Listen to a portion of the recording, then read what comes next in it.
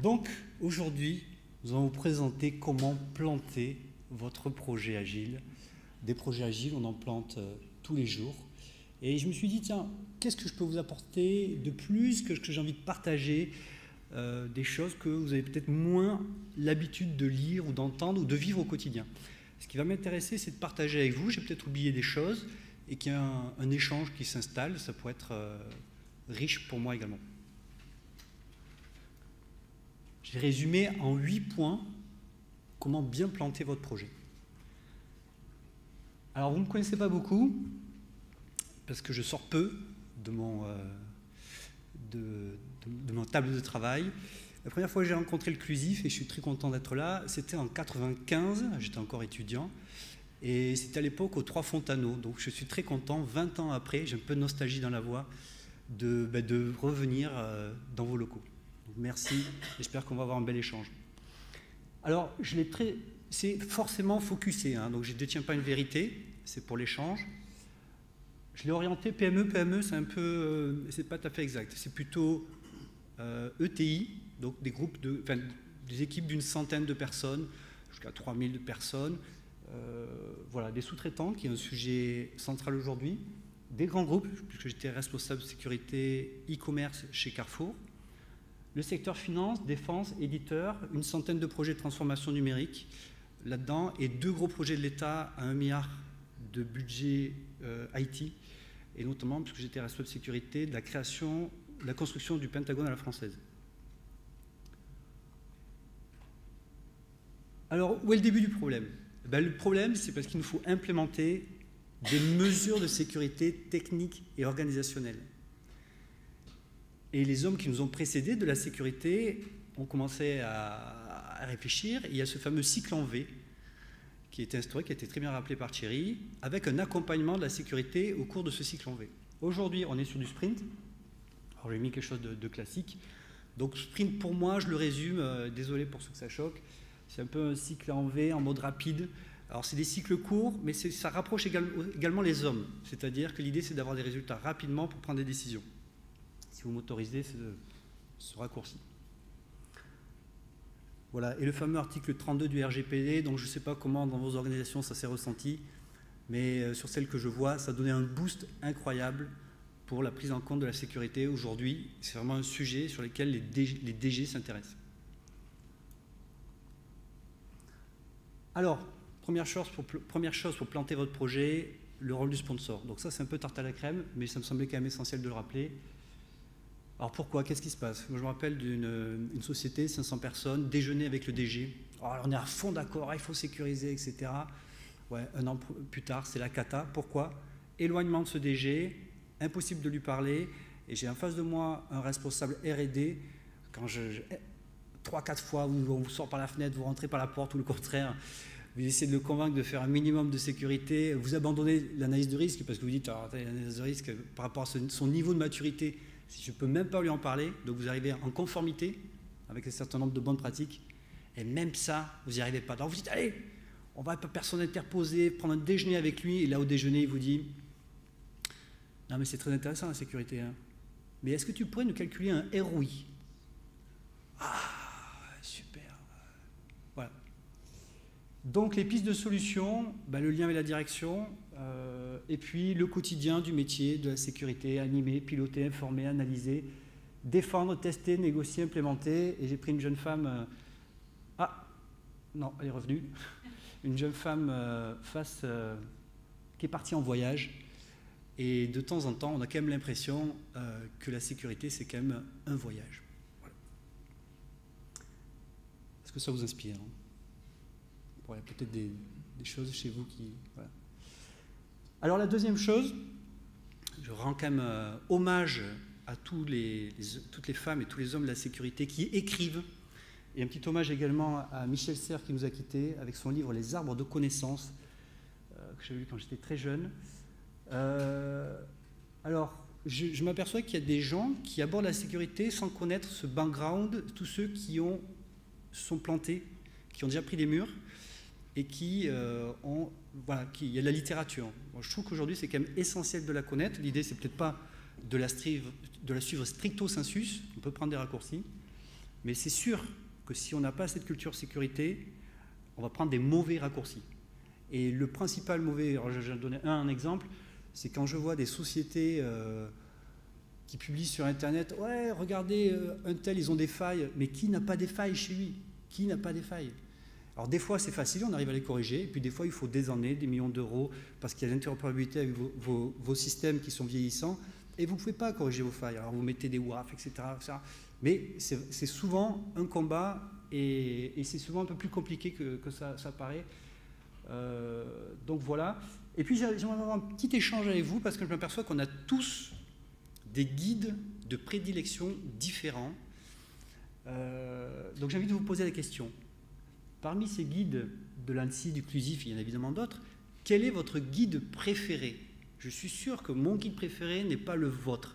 Est-ce que ça vous dit de jeter à la volée, là, quelques-uns de vos guides?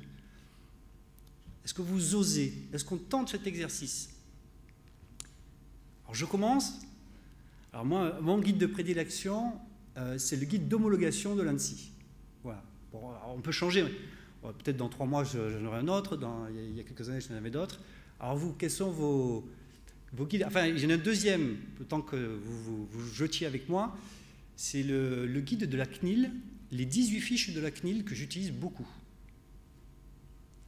Vous, est-ce qu'il y a des choses parmi ces guides que vous utilisez? J'ai pas entendu? L'ISO et le NIST. Effectivement, j'aurais pu rajouter l'ISO, tout à fait. Oui, non, c'est de toute façon très générique et on aurait pu rajouter... Par contre, l'ISO manque à la liste, on est d'accord. Alors, le troisième piège, c'est être trop bon élève en analyse de risque, de mon point de vue. Je pense qu'on n'est pas très nombreux à pouvoir passer 6 mois sur une analyse de risque, voire même 1 an. Dans le milieu bancaire, dans les années 2000, on passait 1 an sur une analyse de risque, ça faisait beaucoup. 6 mois, c'est pour un énorme projet. 6 mois avec une personne à temps plein, ça coûte un peu d'argent. Je pense que ça doit être assez rare de pouvoir faire ça, malgré ce que l'on en dise. Donc, si on ne fait pas ça, il va falloir trouver des raccourcis. Qu'est-ce qu'on fait? Pour être un peu provoque, avec l'analyse de risque, alors j'étais formateur d'analyse de risque, moi je suis plutôt un grand fan et un support de l'analyse de risque il y a quelques années. Le problème de l'analyse de risque, c'est qu'elle produit des risques. Parce que si elle produisait des mesures de sécurité ou des objectifs de sécurité ou des exigences, on irait tout de suite chercher ces exigences. Et là, on se rapproche un petit peu de la conformité. Et aujourd'hui, dans des sociétés qui ont des niveaux matures, un certain niveau de maturité plutôt en dessous de la moyenne, on va dire, aujourd'hui, moi, je fais de la conformité. Voilà, chez les ETI, je fais de la conformité. Et pas de l'analyse de risque. Bon, je vous apporterai un petit bémol là-dessus tout à l'heure. Une autre difficulté, un autre piège, c'est quand on fait de l'analyse de risque sur des systèmes connus. Si aujourd'hui vous faites une analyse de risque sur la TOIP, c'est de l'argent perdu. Vous prenez le guide TOIP de l'ANSSI, voilà, il y a tout. Hein. Ils ont déjà fait l'analyse de risque en amont, donc ça ne sert à rien de refaire. Pareil, si vous voulez sécuriser votre organisation, vous prenez le guide de l'ISO 27001, 27002, vous commencez par le 27002 si vous voulez quelque chose de plus pragmatique, et après vous attaquez au 27001, bon, c'est personnel, pourquoi pas, hein, ça peut se faire. Voilà, et viser la perfection alors que la PME a des moyens limités, bon courage pour faire la sécurité dans les PME. Moi, je pense que je n'ai pas encore trouvé le truc. Hein. Je n'ai pas encore trouvé le truc. Voilà, je cherche.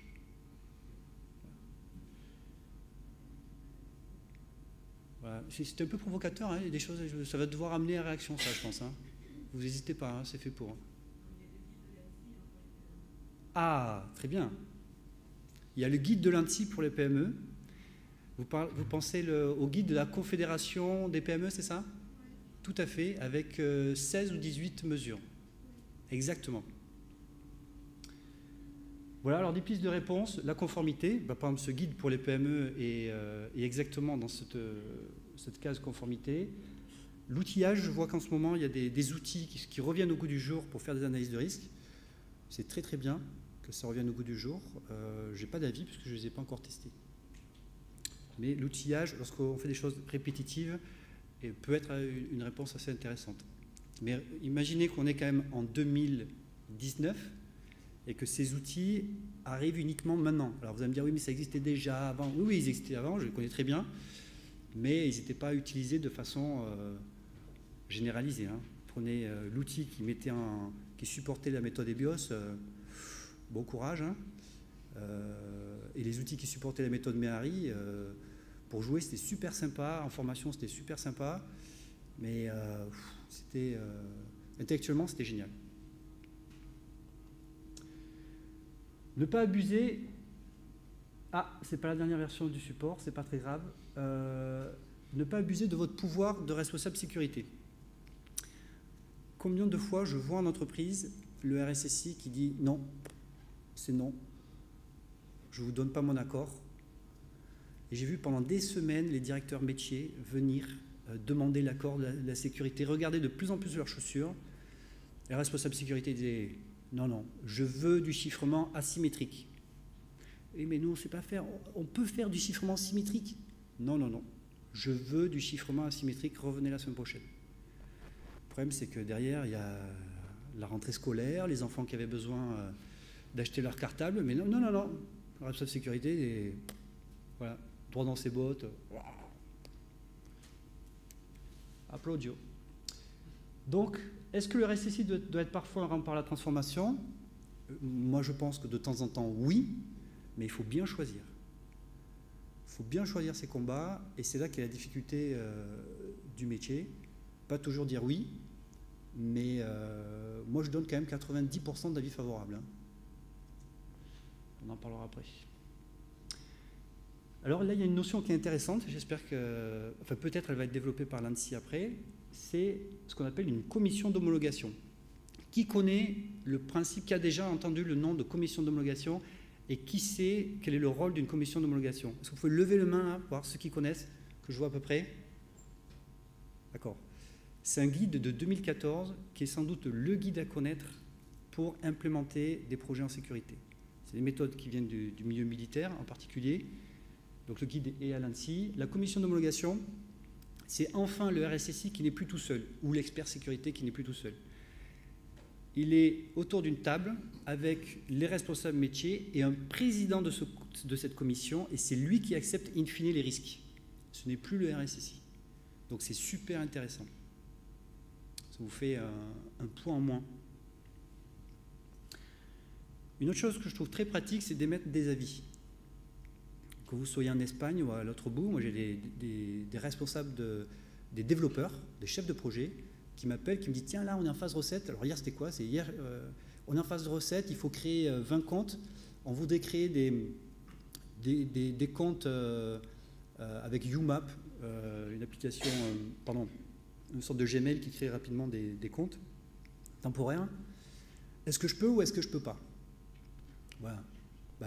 Donc là, il m'appelle 3 minutes plus tard, je le rappelle, je lui dis que j'ai 2-3 questions à te poser, hop, hop, hop, et je lui donne avis favorable, bon, sous réserve que je mets souvent une petite réserve pour me protéger au cas où il y a quand même une prise de risque, mais voilà. Et aujourd'hui, mon bureau, il est localisé au milieu des développeurs, et j'ai jamais été plus heureux, parce qu'enfin, on se parle. Moi, je ne suis pas de leur milieu, enfin, je ne suis pas un développeur.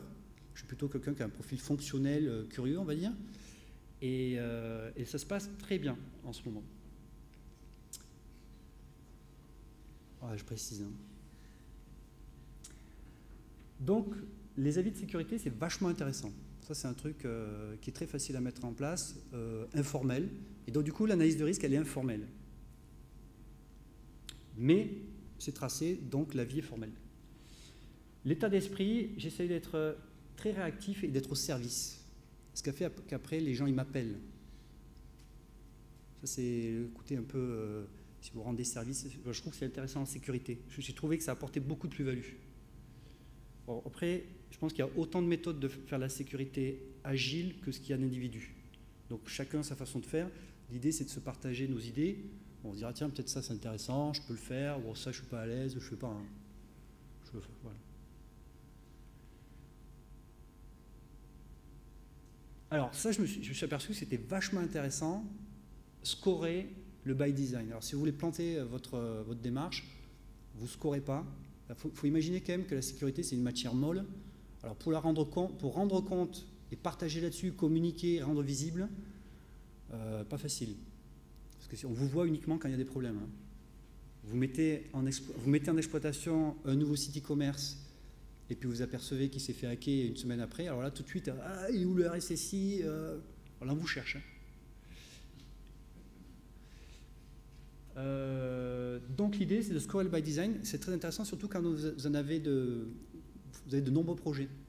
Ça vous permet de challenger les équipes. Et de dire, attention, alors l'objectif, c'est pas d'avoir un très haut niveau. Moi, pendant longtemps, on était à 30%. Je ne peux même pas dire chez qui, parce que ça serait scandaleux de dire ça. On était à 30% et on avait fait un effort énorme. 30%, alors de quoi? C'est la bonne question, on va y aller après. Et donc ce scoring, il est vachement intéressant parce que l'idée, c'est de dire aux gens, moi, ne visez pas trop, parce qu'on ne va pas y arriver, quoi. L'idée, c'est de viser un progrès tous les mois. Et donc, dans la démarche agile, je leur demandais à chaque projet de venir faire un point avec le RSSI tous les mois. Et donc, le scoring était diffusé au directeur, alors tout le monde, hein, j'avais 40 personnes en copie. Et ils pouvaient se challenger les uns les autres. Et le directeur disait, hey, toi, tu as stabilisé un peu ce mois-ci. Alors bah, je te donne envie de faire un effort. Parce que sinon, les gens, ils ne bougent pas. Hein. Si vous n'allez pas les voir ou vous ne les embêtez pas, la sécurité, elle ne se fait pas toute seule, malheureusement. Alors, il y avait une très bonne question, c'est on score quoi? Et donc là, il faut définir un modèle. Donc pour les puristes les plus courageux, mais méfiez-vous quand même du courage, vous pouvez prendre une démarche d'homologation et vous mettez votre scoring sur la démarche d'homologation. Ceux qui ont fait la première étape, il y a 9 étapes de mémoire, ceux qui ont fait la première étape, vous leur mettez un pourcentage, donc 10%. Deuxième étape, hop, 20, 30, etc. Aujourd'hui, je fais de la conformité. Hein. Alors, j'ai arrêté, moi j'ai modeste, hein, progrès modeste. On a un plan d'action sur 2 ans pour le RGPD. Ouh là là. Et déjà, c'est compliqué. Aller mettre en place un SIEM et un SOC dans une boîte de 500 à 3000 personnes. Récupérer tous les logs de vos applicatifs, de l'infrastructure, de vos outils de sécurité, les mettre dans un container, mettre l'outil qui va bien, sélectionner l'outil qui va, le paramétrer, que ça marche, le tester avec des hackers. Vous ne faites pas ça en 15 jours.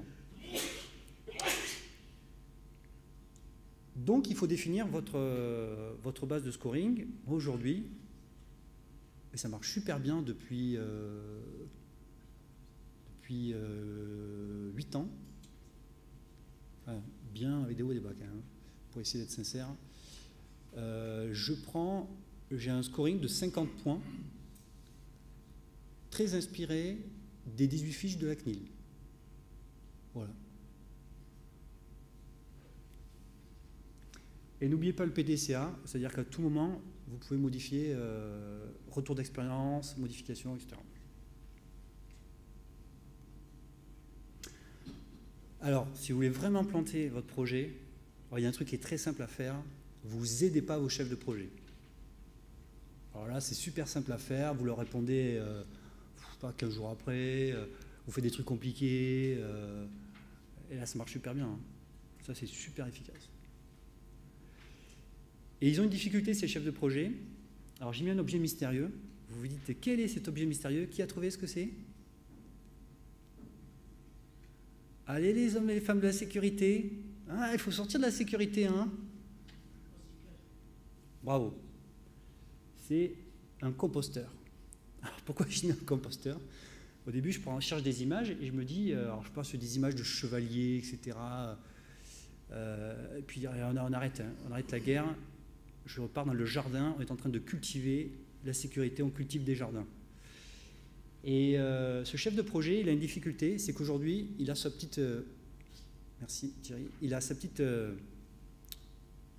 sa petite pelle ou son petit râteau. Il peut faire des choses qui dépendent de son application, mais il ne peut pas faire des choses qui dépendent d'infrastructures. Par exemple, mettre en place un serveur qui délivre des certificats électroniques, ou, comme je l'évoquais tout à l'heure, un SIEM, un SOC, ça dépasse son projet. Donc il va falloir mettre à disposition de ce chef de projet des services de sécurité transverses, les fameux LDAP, les annuaires, etc. Et qu'il sache à qui frapper pour mettre en place ces services. Donc moi j'appelle ça le catalogue de services de sécurité. Je trouve que cette notion, je ne l'ai jamais entendue jusqu'à présent, mais ça semble tomber du coin du bon sens. Sinon, le chef de projet, il va arriver à faire les 30%. Mais les autres 30%, il ne peut pas les faire tout seul. Donc, il va falloir l'aider. Bon, souvent, ça existe dans les entreprises, ces serveurs de certificats. C'est un peu compliqué pour ouvrir des flux. Des fois, vous mettez 3 semaines. Vous ne comprenez pas pourquoi. Vous allez ouvrir un flux 3 semaines. C'est que le service, il n'est pas processé, quoi. C'est quand même essentiel. Vous perdez du temps dans votre process agile.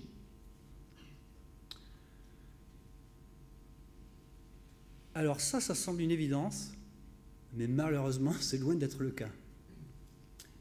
La complémentarité est une richesse au service de la transformation. S'il s'agissait juste de marquer un but sur penalty, si la sécurité c'était juste ça, ça se serait. Souvent, on voit la sécurité comme un RSSI ou un expert sécurité à qui on confie les clés du jardin et on pense qu'on arrive le week-end et que le jardin, les roses sont taillées, tout est beau, reluisant, il y a des fruits, etc. Mais la sécurité, ce n'est pas ça. La sécurité, c'est tout un travail d'équipe, c'est plus la construction d'une maison. Et pour construire une maison, il vous faut toute l'équipe. Ça va de l'architecte au maçon, le plombier, etc., etc. Et chacun, on ne sait faire qu'une partie de ce métier. Je n'ai pas vu en 20 ans une personne qui savait faire tout le métier de la sécurité.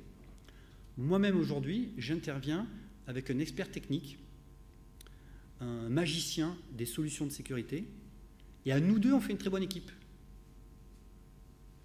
Et des fois, on se fait même aider par d'autres personnes. On crée des équipes aujourd'hui. Alors pourquoi? Parce que quand on ne fait pas ça, il se passe quoi? Ce que je vois très souvent et qui m'agace, je le dis aujourd'hui, c'est qu'en fait, on reproche aux gens d'être ce qu'ils sont. Vous avez quelqu'un qui est un expert technique et on va lui reprocher d'être un expert technique. Oui, d'accord, mais l'autre, on va lui reprocher d'être un expert fonctionnel. C'est les gars. Et tout le monde bosse comme un taré, il y aura épuisement, burn-out. Et je ne sais pas si vous voyez l'actualité, il y a de plus en plus de gens qui se spécialisent pour traiter le burn-out des hommes et des femmes sécurité. Ça, c'est nouveau, c'est 2018-2019. Voilà, et j'en profite pour glisser un mot sur l'AIPD et le nouveau rôle du DPO, où c'est, de mon point de vue, pas encore entièrement calé entre le DPO et le RSSI. Le DPO est un nouvel acteur, même si la CNIL existe depuis longtemps, mais là, il a pris beaucoup de poids. Et c'est intéressant de voir ces cultures différentes qui se rencontrent. Et là, effectivement, il faut jouer sur la complémentarité, là aussi. Je ne vais pas développer, parce qu'il ne me reste que quelques minutes. Alors, du rôle de l'acteur SSI à une éthique. Ce que je me suis aperçu également, c'est que si vous voulez planter un projet, c'est que vous ne définissez pas les rôles des acteurs. Ou vous les définissez mal. Et vous apercevrez que quand il y a un problème, un conflit, dans 80% des cas, c'est à cause d'un rôle qui est mal défini. Ou d'un sujet qui est aux interfaces, un truc qui n'est pas clair, qui est responsable de ça. Ça, on l'a surtout vu on voit surtout sur les grands projets. Sur les grands projets, les difficultés, c'est le sujet aux interfaces. Donc, il y a quelques années, ces sujets, c'était quoi? C'était ce qu'on appelle aujourd'hui les SCADA. Les SCADA, pendant longtemps, c'est des sujets qui étaient aux interfaces. L'IT ne voulait pas le gérer. Aujourd'hui, c'est les salles de réunion. J'étais encore dans un grand groupe la semaine dernière. Les salles de réunion, c'est géré d'une façon... C'est une catastrophe, quoi. Nouveau siège d'un groupe du CAC 40. Le guide est sur la table dans la salle de réunion, illisible. Vous êtes sûr que les gars ne vont pas arriver à se connecter, qu'ils vont sortir la clé USB? Ça, je mets ma main au coupé. Voilà. Et la stratégie d'homologation. Stratégie d'homologation, c'est quoi? Dans le processus d'homologation, il y a une phase de stratégie qui propose de définir les membres de la commission d'homologation, les moyens, vu Thierry. Et ça, on s'aperçoit que c'est super important. Qui prend la décision? Le planning.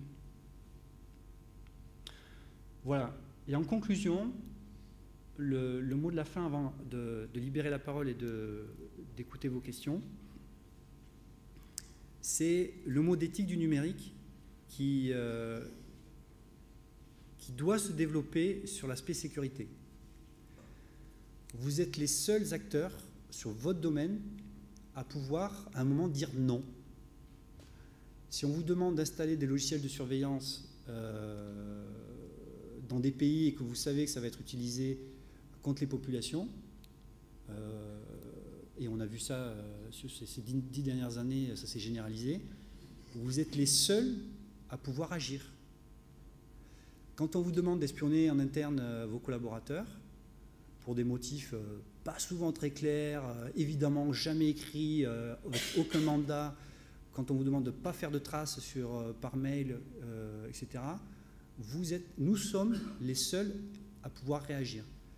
Et je suis convaincu aujourd'hui qu'il faut quitter des sociétés. Je suis convaincu, moi pendant longtemps, je suis arrivé à Paris là, pour reboucler avec le rétroviseur d'il y a 20 ans, avec beaucoup d'énergie. Donc je travaillais chez BNP Paribas, Société Générale, AXA, ministère des Finances, et puis d'autres choses que je vous ai dites. Et puis des groupes, des entreprises beaucoup plus petites que je ne citerai pas. Et je pense qu'à un moment, il faut quitter le navire. Ou en tout cas, il faut dire non.